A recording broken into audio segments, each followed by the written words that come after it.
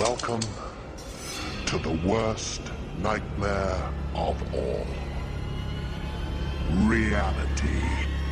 Explore the lesser-known stories of our unknown world. Join the pursuit of the paranormal with Ash and Greg.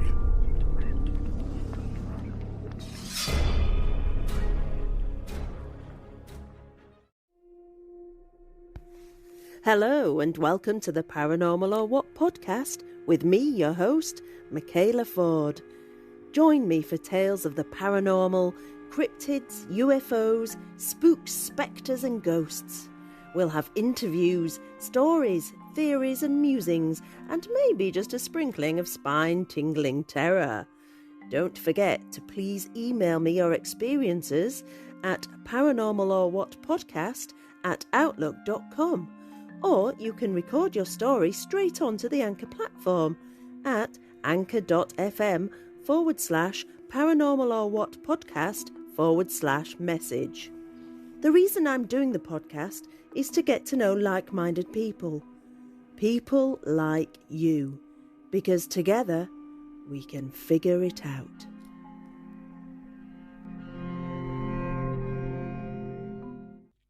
We are joined by Robbie Graham, UFO researcher, author, host of the Big Picture podcast, talking all things UFO and paranormal, with his co-host Steve Meara. Authored a couple of books and runs a book publisher called August Night Press. Thank you, Robbie. Thank you for chatting to us. Yeah, thanks so much, guys. It's a pleasure to be talking to you. Awesome. So we kick off most of these interviews with just a bit of an origin story. So how did you first get interested in the whole UFO and paranormal field? Well, it goes back to my childhood. I've always had an interest in all things weird. I grew up literally next to Cannock Chase, which is a bit of a UK paranormal UFO hotspot. Awesome, yeah. So I grew up with all of the mythology and the sightings and things like that.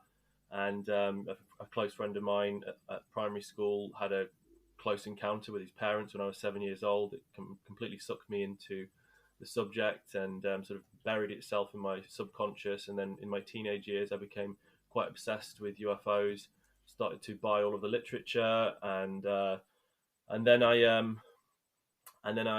sort of became more interested in films academically and did that at university. Sort of put the UFOs on the back burner, and then in my mid-20s. Started to think about how I could combine my sort of interest in films with my interest in UFOs and the weird world of the paranormal. And that eventually led to my first book, Silver Screen Saucers, Sorting Fact from Fantasy and Hollywood UFO Movies. And I just sort of focused in on the pop cultural side of UFOs and the extent to which cinema in particular has shaped our perceptions and expectations of the phenomenon. Interesting you talk about, obviously, sort of the pop culture, the Hollywood influence. So do you think that the sightings and stuff that comes out is because of what people see in movies? Or are movies sort of shaped by these experiences? Like which is first, sort of, you know what I mean? Well, the UFO phenomenon, such as it is, predates media depictions of it. As we know, I mean, people were reporting, anomalous things in the sky long before cinema existed, certainly before television existed. And people were reporting even flying saucers going back to the 1900s and describing them as such as well. But of course, you've got anomalous objects in the sky going back centuries in various cultural literature, and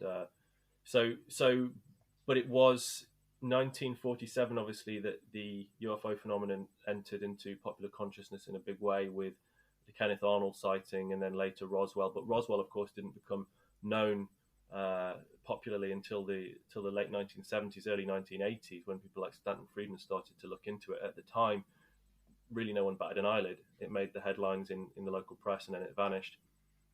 But Hollywood didn't get in on the flying saucer scene until 3 years after, in 1950. The first UFO movie to be released in Hollywood was a film called The Flying Saucer, which was an attempt to cash in on the flying saucer craze, which had been, people were by this point very interested in UFOs, and it was making headlines, capturing people's attention, and Hollywood saw that this was an opportunity to make some money. And so from 1950 onwards, you started to see filmmakers and TV producers tap into the growing UFO subculture, which really started to blossom throughout the 50s and 60s. And ever since, you've really seen Hollywood filmmakers, writers, directors, producers mining this rich subculture and mythology for entertainment purposes, really. And so you've seen a lot of sort of encounters, experiences that have been reported in real life. Whether they're true or not is sort of besides the point, but they've been reported. And those things which are part of the ufological record, ufological literature, are then used as material by Hollywood creatives, and they sort of intertwine it with fiction for entertainment purposes. And the result is, movies like Men in Black, and series like The X-Files, movies like Independence Day, even, and many, many, many others. So basically, to answer that question in a nutshell, the phenomenon predates media depictions of it, but as time has gone on, it's become a little complicated, because the power of cinema and all visual media is such that, to what extent, we might ask, do these visual representations influence us in our expectations, perceptions of the phenomenon itself? So it's kind of the waters are muddied as we've gone on through time, but certainly the phenomenon itself predates the movies. So what do you think about, because there's people that say films, especially ones by Steven Spielberg, where he's sort of working with the government or whoever, sort of put things into the movies, sort of get the public ready for some grand disclosure in the future. Do you think there's any weight towards that, or is it just purely entertainment? Well, Spielberg, I mean, we could do a whole show on Spielberg. It's an interesting question. Spielberg, of course, was a UFO buff. He's been a lifelong UFO buff. He was completely obsessed with the subject in his teenage years. And the very first feature-length film he made when he was 16 years old, which was released like a local film festival, was called Firelight. And that laid the blueprint for what would become Close Encounters of the Third Kind in 1977. And that was all about UFOs. And so Spielberg was completely obsessed with the subject. And then, of course, he made Jaws. Well, he made Jewel before that, and he made Jaws, which became the most successful film ever. And then after Jaws, that gave him the license to sort of make any film he wanted. And the first film he wanted to make was Close Encounters of the Third Kind, which is still probably the best UFO movie ever made, and the most ufological of all UFO movies, I would say. And it owes its name to J.L. and Hynek's classification system, the Close Encounter of the First, Second, and Third Kind, as coined by Hynek. And he consulted with Jacques Vallée on the film, and Vallée had some influence, as did Hynek, and many other reports from Project Blue Book served as influence in the script. So from then on, Spielberg went on to make a number of other alien movies. He directed, of course, E.T., War of the Worlds, but he produced a number of other big alien blockbusters throughout the 80s and 90s, including Men in Black, and including the Transformers franchise, actually, which is heavily ufological, albeit you might not think so, because it's about giant transforming robots. But there's a hell of a lot of UFO conspiracy theory woven into the overarching narrative across those films, all of which were supported by the Department of Defense, by the way. And in that sense, sort of co-written as well by the Department of Defense, because they get a huge amount of access to the scripts when they give their support to those films. But Spielberg, in answer to the question about whether Spielberg is, I think you're sort of asking, is he an insider, and is he putting inside information into these films in an effort towards disclosure? I think it's not a simple answer. I think basically my inclination is that Spielberg is a director. He doesn't have need to know access to this highly classified information, and you're not just going to tell a film director the most explosive secrets in the world. However, Spielberg has, throughout his career, and especially as time has gone on, walked in, shall we say, elite circles. He's very good friends with the Clintons, and has been for many years. Bill Clinton and Hillary Clinton have both spoken publicly, especially Bill Clinton, about his interest in the UFO subject and his efforts over the years to gain access to Roswell files, information about Area 51, and he's dropped big hints that he believes that something is going on, but that he's been denied access to it. Now, I think that given how flappy Bill Clinton's lips are publicly on this subject, he will have almost, like Spielberg in private, will certainly have asked him about the subject. And I think it's fair to say that at the very least, Clinton will have acknowledged to Spielberg that there's something going on. If not, he may not have told him anything, he may not know anything, but he will have acknowledged as president or former president that this is a really serious issue, and that may have been enough for Spielberg to continue to produce these movies. And but at the same time, Spielberg is also friends or closely connected with a lot of people in the Department of Defense, and he's been awarded a medal by the Pentagon. He's been awarded a medal by the White House, and so he's over the years he will have brushed shoulders with people who certainly would be in the know or have a certain amount of information on the subject. And I think it's probably fairly safe to say that whispers will have been exchanged here and there. So, but does that make him an insider? I wouldn't say so.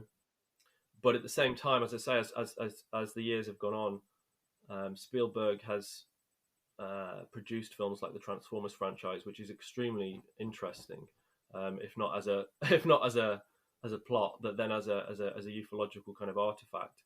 Because we could get into that. That's a whole big thing. But yeah, if anyone's interested, they should look into the Transformers movies and their relationship to the Department of Defense and the extent to which the DoD shaped those movies, and that's very significant when it comes to the UFO issue. That's interesting because I'd never actually seen Transformers movies and had no idea. I mean, it's not something that you would think as a UFO movie. I certainly haven't. I've never seen them either, though, so that's probably why I never really seen anything to do with Transformers. But definitely interesting now you said that I want to go and. Yeah, I recognise how completely bonkers that sounds as well. It doesn't take much digging to find some good solid research on that, and it's certainly very interesting. Yeah, I'll have to rewatch those films. I can see why, because there's a lot of off-world reference, future technologies, all that kind of stuff. So I'm going to have to rewatch that, knowing and looking into it, because I can see there's conspiracy stuff in there in terms of the Transformers. And their history. So I'll have a look into that. That'd be interesting. Thanks for that. I can send you some links as well if you want to put them on the site or anything like that. I can send you some direct links to some of the best stuff on that. Yeah, perfect. Thank you. So you sort of touched on politics there. I mean, as we're recording this, as this episode goes live, the congressional hearings are happening pretty much as this episode is going to be published. So you've sort of been keeping up with what's been happening and these meetings that are happening today. To be honest with you, not as much as I probably should have been. I've been so busy, so chaotic over the past couple of weeks, and even prior to that, I've not been on top of it as I should. But obviously, I'm aware of what's been going on and then what is happening, and of course of the history of congressional hearings on this subject as well. Which, of course, this isn't the first time it happened. We had open congressional hearings back in 1968. And James McDonald was involved, and Gerald Ford? I think it was Gerald Ford. I may be wrong about that.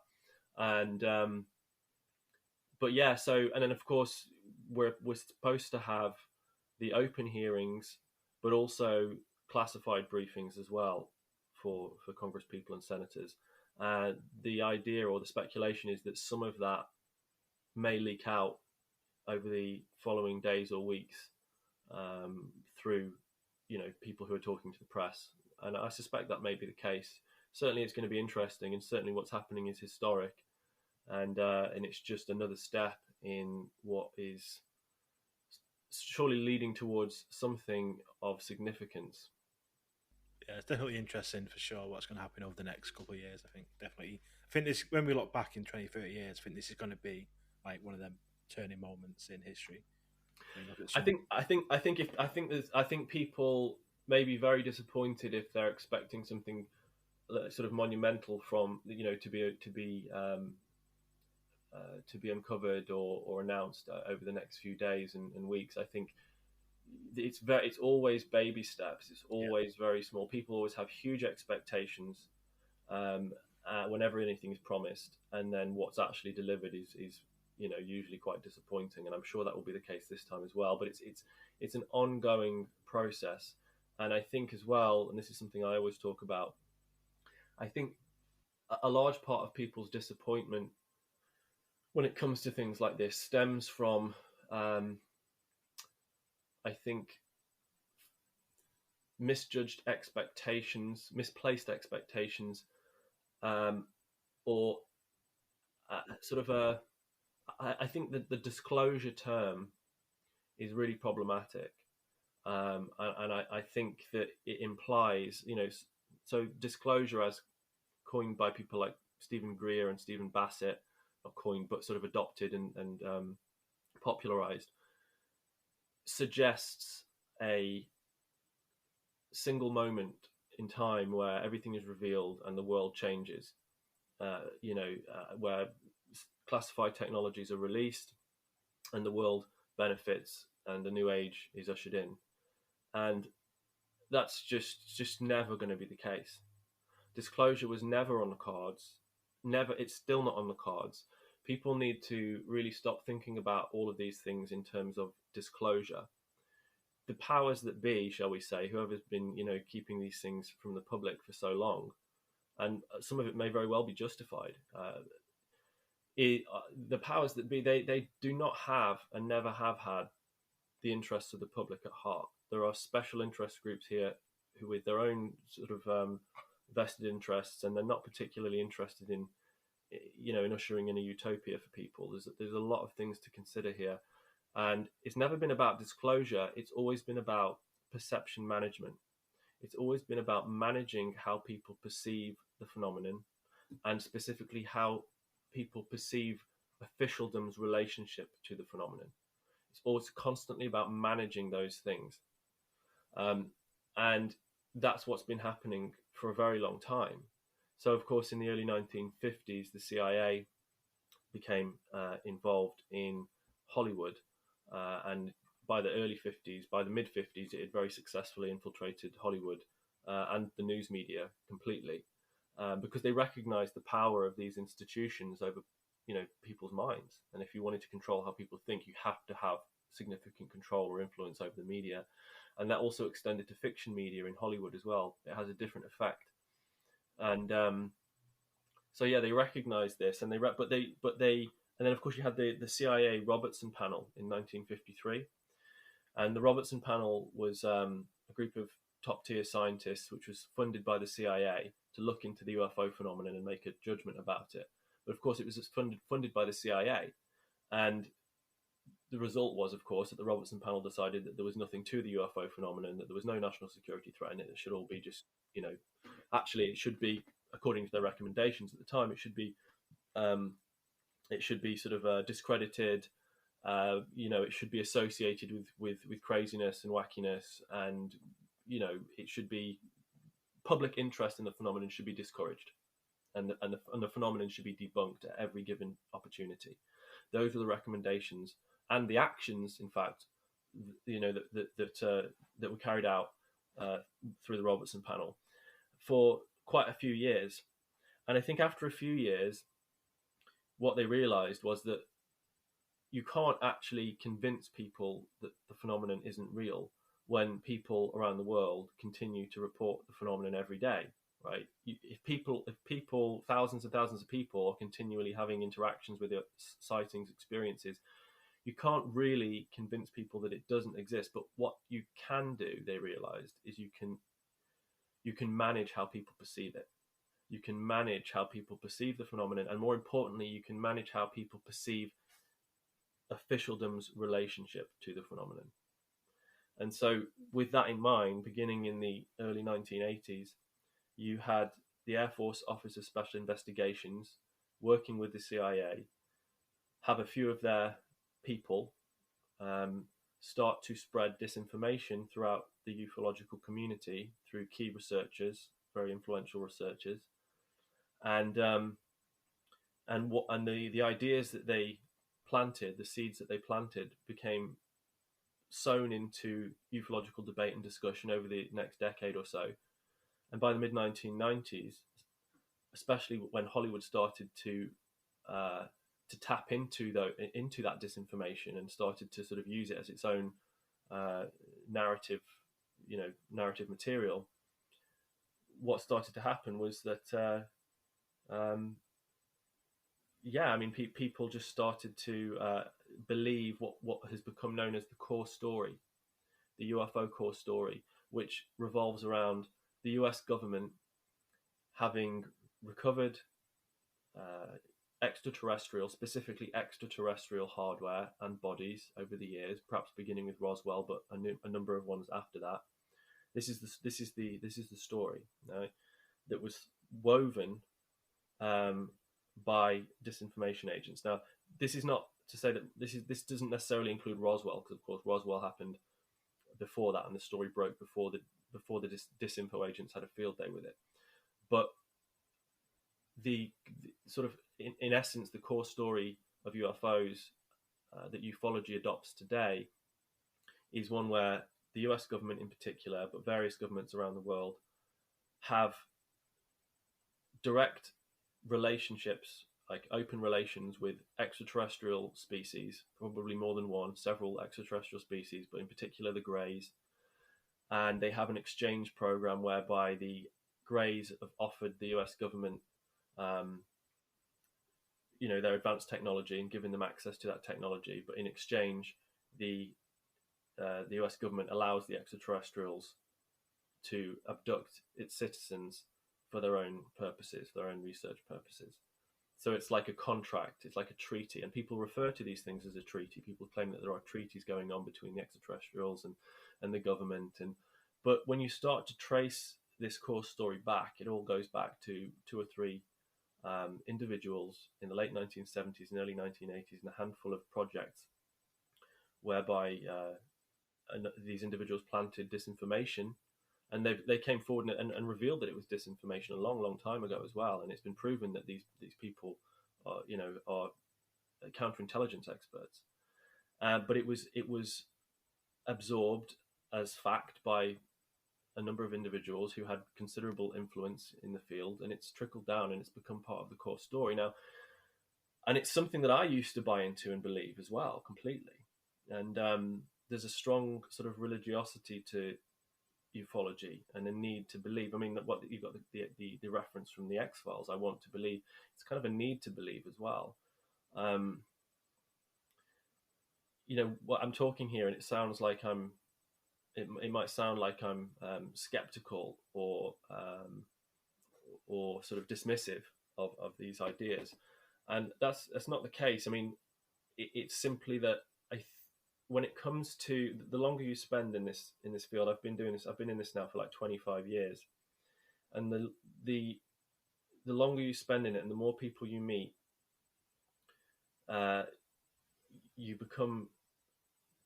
you either lose yourself in it completely, or you sort of have some awareness and step out of it a bit and look, and then go back to it, and then you can look at it with fresh eyes. And you have to question what you believe. The more strongly you believe something, and the more strongly you feel you need to believe something, the more strongly you should question why that is the case. And that's very hard to do. It's very hard to do. I mean, my stance on all of this now is that the phenomenon is real, but it's far, far, far more complex and profound than extraterrestrial visitation. Something that I just wanted to go back to, you mentioned about governments and have an influence with the media and such like to control people and the way people think and perceive the phenomena. How do you think social media has now played its part in the perception of the masses with the UFO phenomena? Wow, great question. That's the first time I've been asked that, I think. Yeah, wow, I mean, that's a huge question. So you had, I think you can break ufology into in two. You've got pre-internet and post-internet ufology. Pre-internet, so prior to the year 2000, let's say, that's pretty good place to put it. I'd say so. Yeah.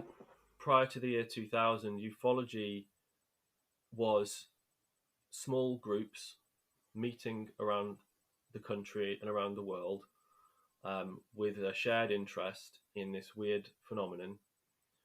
And there were no opportunities to share your thoughts in real time with hundreds or thousands of people. The internet, we couldn't have conceived in the 1990s how the internet would completely change the world, and discussion and discourse and debate. And it's profound. It's so profound, the effect of the internet on everything. But yeah, and that includes UFOs and ufology, and how we interact, how we perceive, and how much more easily we are able to be.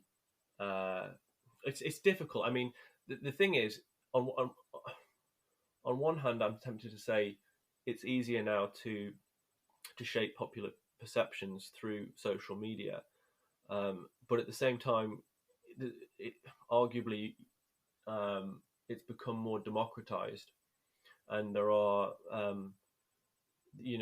there's a lot more ideas that you have access to now, and I would say that over the past 20 years, I think slowly,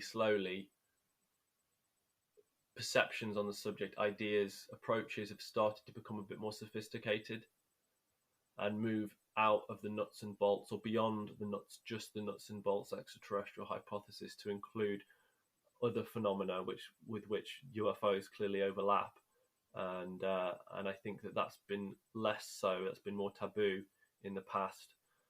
It's still taboo now, and still there's a lot of people, for example, in the paranormal world, who don't want to look at UFOs, and a lot of people in the UFO world who don't want to look at the paranormal. Same with cryptozoology. Who claim that there's no link between cryptozoological cases and UFOs or the paranormal, but the reality is that a lot of these things, or all of them, in fact, overlap. And the more you look at them, and the more you put them in the context of the research of people like Jacques Vallée or John Keel, for example, who wrote the Mothman Prophecies, the more inclined you might be to think that we're not dealing with various disparate phenomena, but rather with one phenomenon that manifests in multiple guises, wearing any mask it chooses, and that this phenomenon is, it points to something so profound. It points towards the nature of reality itself, and perhaps how profoundly we've misunderstood the nature of our own reality. That's a nice little lead on to sort of the next area of the conversation, because you mentioned at the top of the show you grew up near Cannock Chase, mm-hmm. where there's all sorts of different weird legends and tales going back for years. And it's a place where me and Greg actually met up, and that's why we chose Cannock Chase to do sort of a full day and night investigation into the all different UFOs, cryptids, spirits, black-eyed children, dogmen, hickmen, all sorts of the weird stuff that's been reported. So when did you sort of realise that, because you mentioned that you sort of got into ufology, or got your first interest as a child when your friend had this sighting. So when did it sort of overlap into thinking, oh, these other things could be happening as well? Well, I think I've always definitely been interested in the paranormal and cryptids and things like that, but I think I didn't really start to view them under the same umbrella until around 2012, to be honest. I was, and that was simply because I'd started to associate with people who had different ideas to me, and I guess I've always had an open enough mind to seriously consider the ideas of others, even if they conflict with mine. And so the more I sort of started to spend time online with some of these people like Greg Bishop, who's the author of a book called Project Beta, and numerous other books. He's an American researcher who's one of the best minds in the field. He's completely brilliant. And another guy called Miguel Romero, also better known as Red Pill Junkie, and a number of other people. I just I just couldn't sort of ignore it, and I started to become much more interested in the work of Jacques Vallée. I would eventually go on to meet him in 2014. I spent a week with him in at the Esalen Institute in California, and that was a really incredible experience. And but what was fascinating about that was, of course, Vallée, he's about 80 odd now, and he's been doing this for, I mean, like 60 years pretty much. And I asked him, like I said, so at the end of the week, I said, so what do you think then? What actually is going on here? Now, this is a guy who's had quite a lot of inside access, some inside access, operating at the very, very top tiers of research into this phenomenon throughout his entire career. And I said, what do you think is actually happening then? What is the nature of the phenomenon? And he just he just said, I do not know. And that is like, okay, well, it's kind of a bit disappointing and dispiriting, but at the same time, it's kind of like, well, does anyone know? Do any of the secret keepers really know what they're dealing with, or do they just give the impression that they do? And I suspect that the answer is somewhere sort of in between those two scenarios.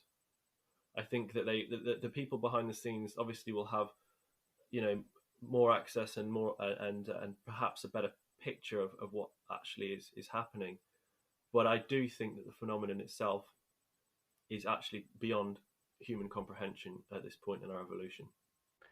Do you think that the fact that you said that he said he doesn't know, do you think this drip sort of feed of information or misinformation at times, do you think is them as in whoever that may be, are trying to show some kind of control over the information, even though they don't necessarily know what's fully going on? Yeah, that's what I mean by perception management. Yeah. It's, they need to manage perceptions because they themselves don't really know. I'm convinced that they don't really know what's going on. They have their own ideas about what's going on, and they have, as I say, they probably have a bigger picture than we do. But I still think that's only scratching the surface. I think that I do think that the phenomenon itself seems to point to the fact that we have profoundly misunderstood the nature of reality itself.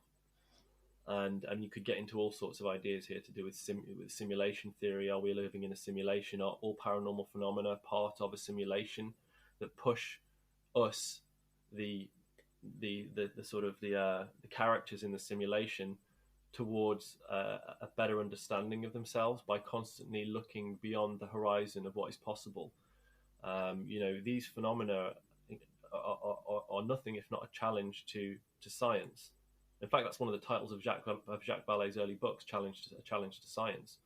And they do push us constantly to ask questions that we wouldn't normally ask. And so I compare it to the supra intelligence in 2001: A Space Odyssey, especially as depicted in the movie by Stanley Kubrick. You've got this super intelligence, godlike alien intelligence, essentially, for all intents and purposes, God, which plants bits of technology, clues, signposts in the form of monoliths throughout, across the ages in human history and then across the solar system as mankind reaches further and further out into the stars, constantly pushing beyond, the limits of our current knowledge. And it's the same kind of thing, I think. What does the phenomenon represent, if not a challenge for us to constantly look beyond where we are and ask bigger questions? So as we're looking at the sort of the umbrella term encompassing all of the different areas of paranormal into one sort of, it's just a phenomenon, they're all related. Are there any sort of specific cases or ideas that you've looked at that really drives home that sort of theory that it Sure. is all related? Yeah, I mean, there are. See, the thing is there are actually, I mean, thousands and thousands and thousands of cases where many phenomena overlap, and in fact, it's far more common. In fact, I would say it happens in more cases than it doesn't. Right. Okay.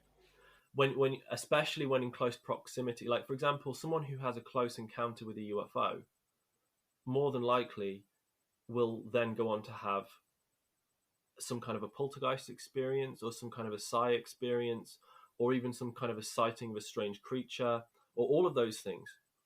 It's not always the case, but you'd be amazed at how many times that happens in very credible cases with very, very credible witnesses. And it's like, well, what the hell is going on there? What does that mean? And it causes all sorts of problems for researchers in their distinct camps. And so many of those cases get flushed down the toilet by the researchers because they're like, oh well, that can't be.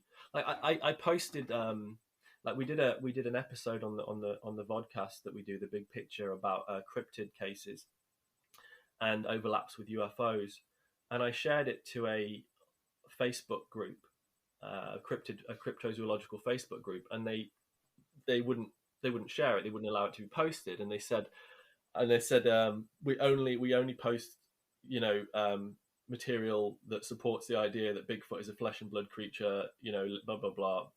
And I thought, well, okay, but if you're going to do that, you have to dismiss probably 50% of all Bigfoot sightings, because, and I'm not without exaggeration, because so many of them, especially the closer ones, seem to have some kind of paranormal aspect to them as well. And so you're just gonna throw all of them out because you want to believe that it's this very specific thing. And by the same token, a lot of UFO researchers would dismiss those cases as well because they want to believe that it's specifically extraterrestrials from Zeta Reticuli visiting us to hybridize us and who are working with the US government. And there's no room for Bigfoot in that scenario, and there's no room for poltergeists or anything, right? But you've got to look at it for how it's reported. Get it down to the grassroots level. What are people reporting? Look at the commonalities in those reports. And what is the picture that it paints? But yeah, so there are many. I mean, there's too many to talk about. But in answer to your question, there's a classic case involving Debbie Jordan Corbell, who was the central figure in Bud Hopkins' 1987 book Intruders, and they made a mini series of it for CBS in the early 90s rather. And Debbie is one of the most credible witnesses you could ever meet. And she has had a lifetime of extraordinary experiences, which started in childhood, but they were so common throughout her childhood, she just thought it was normal, and her whole family experienced weird things. But it wasn't until the early 80s, 1983, that she had a UFO, or a really spectacular UFO and terrifying UFO close encounter in her yard, which was popularized in Bud Hopkins' book and in the TV show, where something came down, landed in her, in her garden, and she was burnt, like her eyes were burnt, and she received all sorts of damage to her face, and all sorts of complications. A dog was irradiated and died and lost all of its hair. Physical evidence on the ground, a huge 40-foot swath of grass, which would never grow again. The soil was changed. I mean, there were witnesses from outside witnesses. And that's just one. But then she would, after having this experience, she would then go on to have very shocking poltergeist experiences as well, involving balls of light that would fly through the house, lights, exploding, things flying across the room, all that kind of stuff. Even strange animals, like alien animals running through the house and disappearing into the wall and stuff like this, like completely crazy stuff. And if it weren't for someone like, if it weren't for the fact that it was being told by someone like Debbie, what's good about Debbie as a witness is she questions everything herself. She doesn't subscribe to one particular theory for what she's experienced. She doesn't say, I know what this is and this is what it means. She says, I've experienced this. I don't know what the hell it means, but I'm just going to tell you what I've experienced. And you can figure it out for yourself. But Debbie's just one of presumably millions of people around the world who have had similar things happen to them. But not everyone gets the opportunity to have a platform to voice and express those things. I mean, I think the phenomenon is woven into the fabric of our existence, and so many people who you would talk to on the street will have had some kind of anomalous experience, but because it's taboo still. We take our cues for reality from only a handful of sources. We recognize, I think, subconsciously that reality is just mind-bogglingly complex, and so we rely on things like the BBC to make sense of it for us. And if it's on the BBC, it must be real, and if it's not, then it's probably not important. And this is generally, I know that's a huge generalization, but that's how we operate for our own sanity.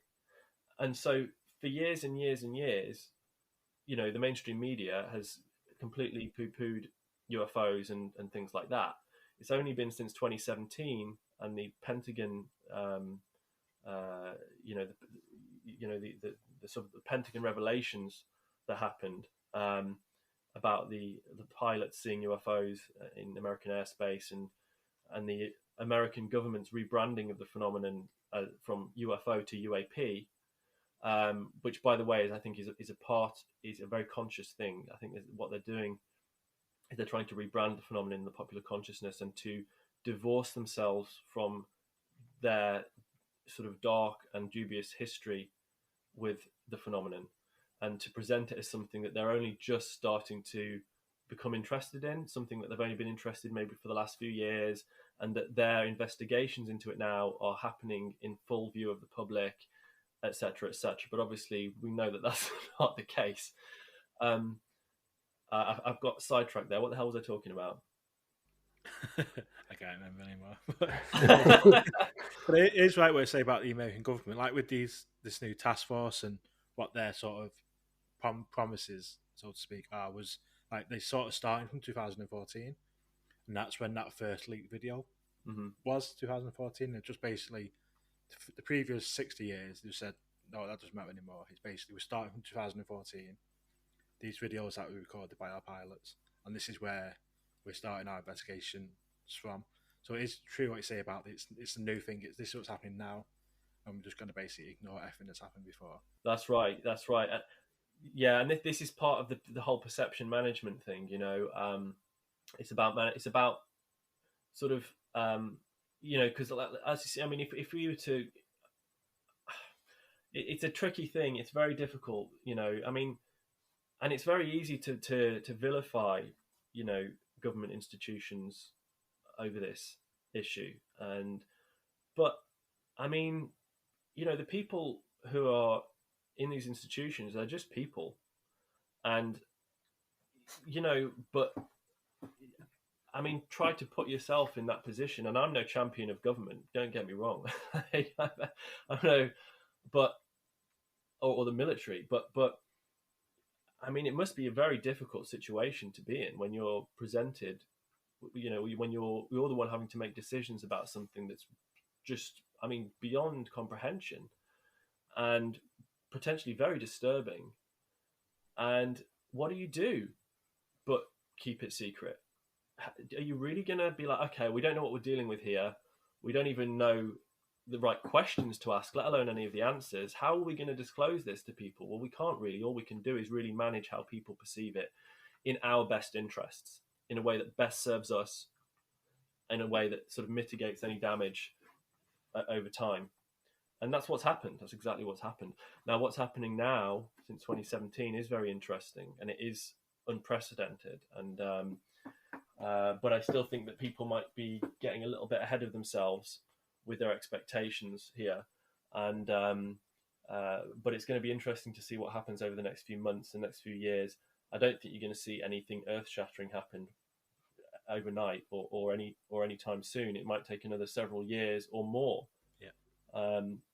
But it's all very interesting now, and certainly in America, attitudes are beginning to shift. The media are now really on board with the idea that the phenomenon is real, and then the laughter curtain has gone down to a large extent.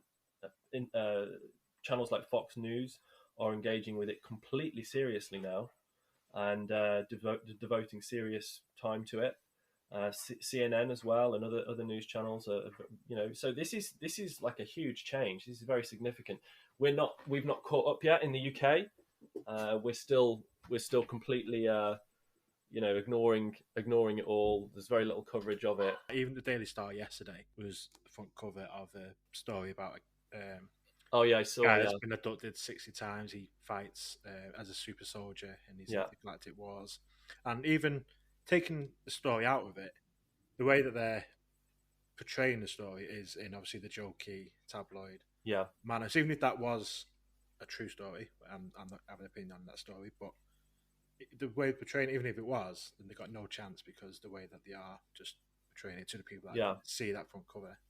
Yeah, but and this again goes back to that what I was saying about how we take our cues for officialdom. Now, the American media has only now started to take it seriously because they've been given permission to do so by the government. So because the government takes its cues for the media takes its cues for reality from what the government tells it. Essentially, it just reports what the government says in one way or another, or different versions of it. And now the American government, the Pentagon, has said this is real. Now the American media are saying, okay, well now we can engage with this as a serious news story and potentially sell more papers and get better ratings and stuff, right? So this is a good topic. People are interested. We no longer have to treat it in a jokey way. We can treat it seriously, and that's what they're doing by and large. But in the UK government remains, completely silent on the issue. They've not followed in America's footsteps by saying, yes, we've had our own investigations and we've reached our own conclusions and we know that it's real as well. They've not said that. They've just said nothing. And so that's why the culture of ridicule still exists and is still strong. I predict that if and when the UK government decides to make any similar announcements, then the UK press will fall in line as well. I know that this is purely conjecture, but do you think the UK government will sort of look at America's example and follow that lead sometime in the near future? I think so. I'm not sure how long it will take. I think so only for the fact, obviously, we have a close relationship with America, and some of that relates to technology as well. I think. It could take a while. There's certainly no indication that that's the case at this point. I mean, don't forget, though, that many governments around the world over the past 10, 20 years, especially over the past decade, have released huge amounts of their own UFO files. Numerous South and Central American governments have released thousands and thousands of UFO files. Various European governments have done the same, especially France, which has always been quite open about the phenomenon. The UK within Europe and outside of America is probably the most secretive country, and that might be because we have more to lose in the sense that we have a bigger stake in it. Probably outside of America, there's probably a number of other countries like Russia and China who have serious ongoing, secret projects related to this phenomenon. But I think the UK has certainly had its own as well. And but we just have a much stronger culture of secrecy here in the UK anyway, even more so than America. And so it could take a long time. And for those who don't know, of course, the UK government had its UFO project that was headed by Nick Pope throughout the 1990s. But Nick Pope was only just, that was Air Staff 2A, and that was just a front organisation essentially. I mean, it was just something to appease the public, and the real UFO investigations throughout all of that time and prior to that and beyond it were carried out by the UK Defence Intelligence staff, by agencies like the DI-55 and DSTI, things like that. And those are the people who, if witnesses, if someone had a close encounter, for example, and reported it, and if that witness got a visit from someone in a dark suit asking them questions, those people came from the Defence Intelligence staff, right? But all of that was secret, and it's still secret, and we may never really know exactly what has gone on there because the UK is so secretive on this issue. But I do suspect that, given time, it will follow suit with America, because I think it'll have to, because it will come a point where it will look negligent if it doesn't. Yeah. Yes, I think for me is one of the lines in that UAP task force report that came out last year was working and sharing information with the US allies. Obviously, we're the biggest ally of the US, so surely if we've got the US defense onto us saying we got these objects that are unidentified, that we're assessing the threat to the airspace of the country, surely the UK has to start taking it seriously at that point when they're saying this information to them. Yeah, this is it. So I think that certainly the UK is watching very closely what America is doing and what it's saying, and probably formulating some kind of a strategy as to how it might respond in the future. We'll just have to see what happens. So you mentioned earlier about the sort of the explanations for what the phenomena is, sort of going back a little bit, and there's all sorts of different theories you could talk about. Do you have a favourite theory that could explain this at all? Like, my favourite theory would be interdimensional. That's what I personally think is the most likely explanation for all of these different things. Do you have a sort of preferred theory that you personally just like to go to? Yeah, I suppose I'm going to throw a question back at you before I answer that. What do you mean by interdimensional? It's quite hard to explain, but how I interpret it for me personally is there's different sort of planes of reality or different levels of dimensions, and there's high dimensions in us that we can't see or we can't interact with, but they can interact with us from these high dimensions, so they can make themselves visible in different ways or different forms. Mm-hmm. And that sort of, so when there's areas, say like areas where there's lots of different areas happening where, say, could be like a portal or whatever to different dimensions, these areas of high activity where whatever they are can make themselves visible from the different reality, different dimensions. Obviously, it's quite hard to explain, but that's how I sort of interpret it. Is they're at a high dimension to us, and they're aware of, like we're aware of first, second, and third dimension. They're in the high dimensions, and they can see below, but not higher. So we can't see higher than our dimension, but they can see down to us. That makes sense. That's sort of what I'm trying to say. That makes sense. Yeah. I think that has to be really the starting point, the starting place, really, for any serious examination of this phenomenon. More so than the extraterrestrial hypothesis, which posits, of course, that we're dealing with biological beings from within our realm of reality in our probably galactic region, who are traveling in spacecraft. But even if they're traveling in spacecraft to get here, they're still using other dimensions to travel, because otherwise they'd have to travel, below the speed of light, and it would take them, even at that speed, it would take them lifetimes to get here, which is clearly not what's happening. And also, that's not how people report these UFOs. People report them as suddenly appearing and suddenly vanishing into thin air, and in many cases through what seem like portals. Same with the beings as well. They can come and go, walk through walls, do this, that, and the other. So I think any serious discussion of UFOs has to begin with the concept of interdimensionality. But even that may be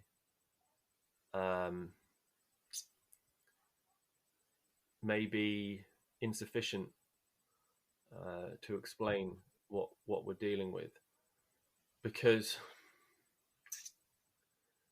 I mentioned the simulation theory earlier, and this is something that really troubles people. It really rubs people the wrong way, which is not surprising, because people don't want to believe that this isn't real as we understand it to be real. As it's not to say that it's not real, because of course it's real, but I would strongly recommend that people look into simulation theory. The more you look at it, the more you realize and just start to ponder, and you think, oh my God, oh God. Yeah, this is highly likely that this reality is not really what we think it is. And all of this could be part of something like that. And the answer is, I don't know. The answer is that clearly the extraterrestrial hypothesis is insufficient to explain the UFO phenomenon as reported over the past 7 decades in the modern UFO era. There certainly seems to be a strong element of interdimensionality to this, and to other phenomena as well, including cryptozoological phenomena, entities that seem to be able to, that seem to brush in and out of our reality, and they're there presumably all the time around us, but it's only occasionally under certain circumstances that we catch a glimpse of them. And what's also fascinating, I think, and really troubling, is how none of these phenomena lend themselves to definitive, like conclusive, hard documentation, especially photographic documentation. They seem to actively defy it. And you got to seriously ask yourself, what's going on there? The amount of people who have seen UFOs and have had close encounters, I mean, you're talking millions and millions. And how many really good pictures are there? Very few, very few. And of course, in the digital age, I think photographic evidence is completely useless now anyway. It's meaningless because anyone can fake anything. Prior to the digital age, it had more value. But anything now, photographically, is worthless in my view, unless it's got at least two witnesses to support it with their own testimony, you know, and you've got something to support the actual, to anchor the actual image itself. But most footage, no matter how good it looks, is worthless now. And that's the age that we're in now. And, but still, over the years, the amount of people who've reported close encounters, even with, you know, with things like Sasquatch and stuff like that, and other weird types of entities, and close encounters with UFOs, multiple witnesses, millions and millions of people, and you could probably put the amount of good photographic evidence that's ever been gathered, you know, on 2 pages of one book. What the hell is going on there? Right? What is that? I mean, that is seriously bizarre. So I'm going to leave that question open for people to ponder, because it's one that keeps me awake at night sometimes.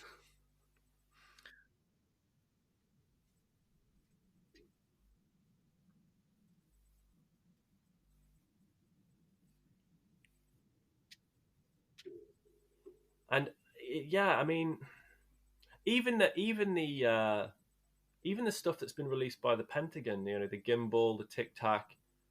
I mean, people are like, "Oh wow," but when you look at it, it's neither here nor there. It's profoundly unimpressive, in fact, right? And it's only impressive because it's been given the weight by its official stamp from the Pentagon. Without that, people will probably not look twice at it. Yeah. It makes you wonder. It does make you wonder what is going on, and why the phenomenon seems to so successfully elude photographic documentation and conclusive proof. It's almost like it's not what's meant to be going on. It just helps the skeptics no end as well. Yeah, because they always come back with, everyone's got a phone in the camera. There's everyone's got a phone in the pocket. There's cameras on every street. Why isn't there something being captured? Yeah, it's interesting. The whole skeptic thing as well. I mean, I think everyone's a skeptic to some degree. Everyone's a skeptic to some degree, in the sense that there's always something that someone is not willing to believe, right? So, do you know what I mean? So, like, I mean, you're probably a skeptic to someone who believes stuff that you don't, right? It's just a degree of how open we are to questioning our reality. I think it's a very disturbing thing, and you know, but often you'll find a skeptic can become a believer overnight by having an experience, and but then they will remain a skeptic to other phenomena that they haven't experienced, right? I mean, I know people who have had really profound UFO encounters who are completely skeptical of other people's experiences because they've not experienced them themselves. So I think the idea, the debate around skeptics versus believers and stuff, I think is, I'm not sure it's, I don't know. I think everyone's a skeptic to some extent. And I've never had, I mean, I've never really had. I've had one strange experience, but it was. Now I've had a handful of strange experiences, but nothing like earth-shattering.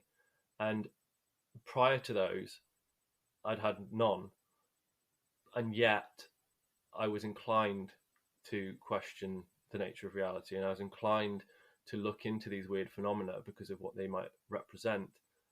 And I'd done enough research over the years to finally conclude, in a really profound and disturbing way, that, oh my God, this is real. This is, I've seen enough now. Even though I haven't seen it with my own eyes, I've met enough people. I've spoken to enough people who've had these experiences. I've read enough material over many years to have reached the conclusion, through a skeptical approach, that there's just too much evidence here, and there's clearly something going on, and reality is not as we've been told. But then there's those people who don't give it any thought at all and go through life without giving these things any thought, and all of a sudden, bang, they're hit by something that shouldn't be, and all of a sudden their reality is shattered. And then sometimes those people can't pick up the pieces. So talking about being skeptic and skepticism, before we started the podcast 18, 19 months ago, I would have never had an open discussion about cryptids. Never. I'm from a paranormal sort of background, more so than UFO. So poltergeists fascinate me. And I would never have lumped that in with UFOs, cryptids. But since we've been having these conversations, and me and Ash have spoken to hundreds of people now, it's very interesting that you mentioned about poltergeist and UFO activities, because some of the people we've spoken to that's how it all started for them, is poltergeist activity, and escalated up to UFOs, or the other way around. Mm-hmm. And it was never a linked subject in my mind, along with Bigfoot or whatever the cryptid might be, until we started having conversations with multiple different people who have similar kind of experiences that I would never have even had any kind of interaction with in the past. And had I have had that on a blank page, gone, you know what, that's even more mad than what I thought was happening in the first place. So it's the more people we speak to, the more it all seems to make sense that it is one phenomena. Yeah, and it started back in our very first episode, because Greg, I mean, I'm a UFO guy, and sort of passing interest in like cryptids and haunting stuff, but more UFO, that's where my history is. And for our very, very first episode, we're doing an episode on Yowie, which is like Australia's version of Bigfoot. And so I was just doing research into that, and as I was doing more research, there's so many Yowie encounters going back even hundreds of years, associated with lights in the sky or descriptions of a craft. And I was like, what? Like, seeing UFOs and Bigfoot in the same encounter? And I'd never considered that before, but on our very, very first episode, that was what I found. And that's sort of been the underlying theme for the past 18 months. And it just sort of shows that even you only need to dig a little bit down to actually find that link. That's right. I think people should be definitely more open to that, to accepting that. Yeah, that's right. And I think that the reason historically why it's such a surprise to people, or why people don't, like you've just said, Greg, you know, this was kind of like a new concept to you. I think the reason for that stems from a historical need among each of these sort of research fields, like parapsychology, ufology, cryptozoology. Within each of those, there is, and I can attest to this because I'm part of it, a very strong desire to be seen as legitimate, to convince the so-called skeptics of something that's, you know, that hey, look at this, guys, you were wrong and we were right. And it's like, I need the skeptics to legitimize my research through acknowledging that it's real, right? And the way to do that is through certain scientific methods, right? And to keep things as grounded as possible within a wacky field, right? So cryptozoology to anyone outside of it, or parapsychology or ufology, is wacky to anyone outside of those fields. And so the way to get the approval of the mainstream and of officialdom and of the skeptics is to remain as grounded and scientific as possible.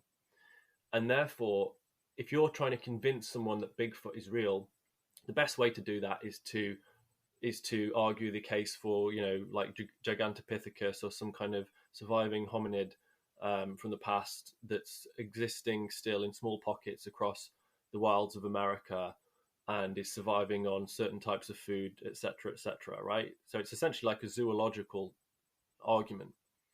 And in that lies the hope that you can convince, these people that need convincing of your theory, right? The problem is that since the very beginning, all of these things have overlapped. But because of that strong need for legitimacy in the eyes of the others, so many of those cases are censored. They're flushed out.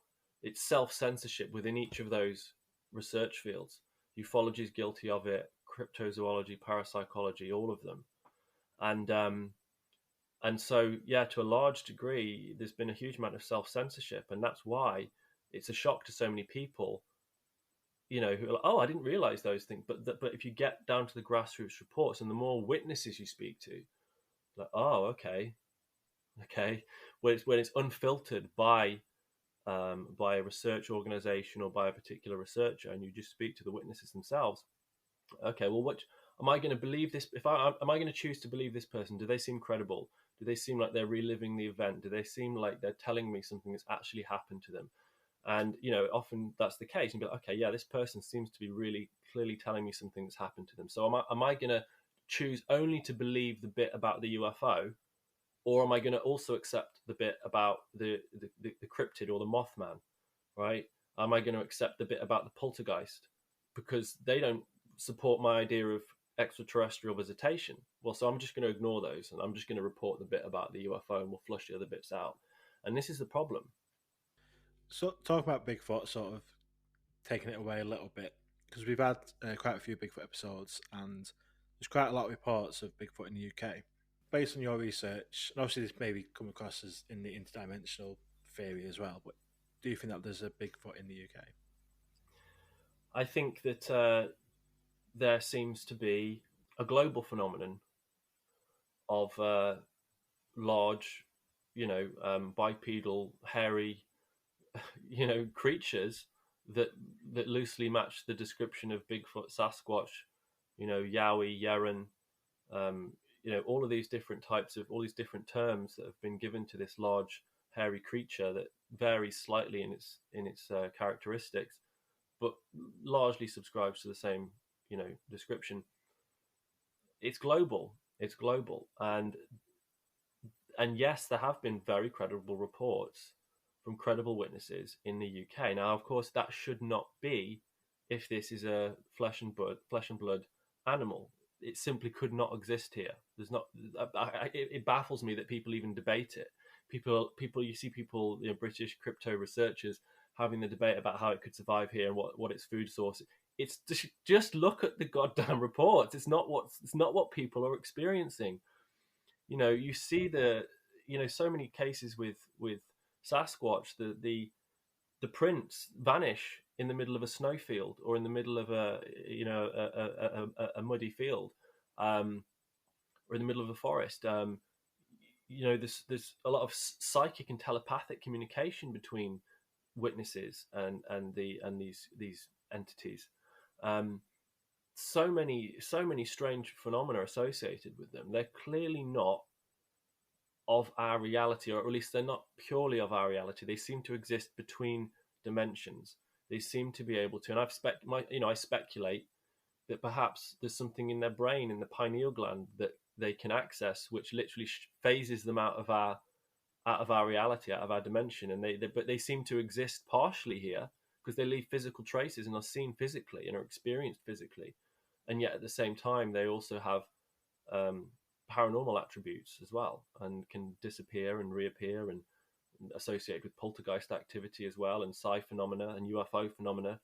Some of them have been reported in close proximity to UFOs, like directly. So it just raises but also this ties into another concept, that the UFO phenomenon is very theatrical. Why do UFOs, so many UFOs, why are they adorned with flashing lights, bright flashing light? They don't need them. Why would they need them? Right? For whose benefit is that? That's for us. There's a theatricality to the phenomenon, and an absurdity to it as well in many cases, and this comes into the high strangeness aspects of it. It's an interesting avenue to go down, and it's one that we could lose ourselves in, but it's something that perhaps should be considered. I like the Joker theory, where it's like the teenage version of whatever it is, and they're just going for a joyride, show themselves for a few minutes just to have a laugh, and then go back to wherever they came from. Sort of like a, you know what I mean, sort of a bit of a prank, sort of from their side, sort of like getting told off when they get back to wherever they came from for showing themselves. But like I say, all theories could be that could be one of the things that's happening, but we just don't know. And that's one of the things, since we've been doing this podcast, that nothing seems to be off the table now in any kind of theory. I always thought that UFO phenomena was extraterrestrials, as it, like a nuts and bolts, other side of the wherever universe, and that they'd come and visited us and then to study us or just look at us and then go off again. And like you say, it doesn't really lend too well, because then you look at the religious aspect where people say that God made man in his own image. So surely all aliens should look like us if there's a God. And then there's the time span, like you mentioned, about taking thousands of years to get here. And then in my head, I was thinking, well, we've got creatures on this earth that only live for 24 hours, like bugs. So to us, to them, our lifetime is millennia. So why could that not be the case for these extraterrestrials? It could very well be. It could, and I don't rule out an extraterrestrial component to the phenomenon. There could very well be an extraterrestrial component to the phenomenon, but I think it goes beyond that. I think it's beyond. Oh, absolutely. The extraterrestrial thing, and in terms of the descriptions of these beings as well. Again, Vallée in the 1960s, he did a study of entity sightings across Europe from the 1950s all the way through to the late, sort of the mid 60s, and especially he focused on several years in the 1950s across Europe. And during this period of during the mid 50s in Europe, there were literally hundreds, around 300 reports, as documented by Vallée and others, that came out of rural regions across Europe, France, Spain, even the UK, but various other countries across Europe. And people were reporting, largely farmers, and a lot of these people, bear in mind, were in very rural locations, didn't have any access to media, really, even in the 1950s. And so the idea of the flying saucer phenomenon was something that was, well, so to speak, alien to them. They had not even sort of, thought of it. And yet they were reporting very similar things across these different countries, across several years. And they were baffled by what they were seeing. And people were reporting circular metallic craft, egg-shaped or sometimes cigar-shaped, but typically disc-shaped, flying saucer-shaped objects, hovering low over their property, invariably landing, and then beings emerging from these craft.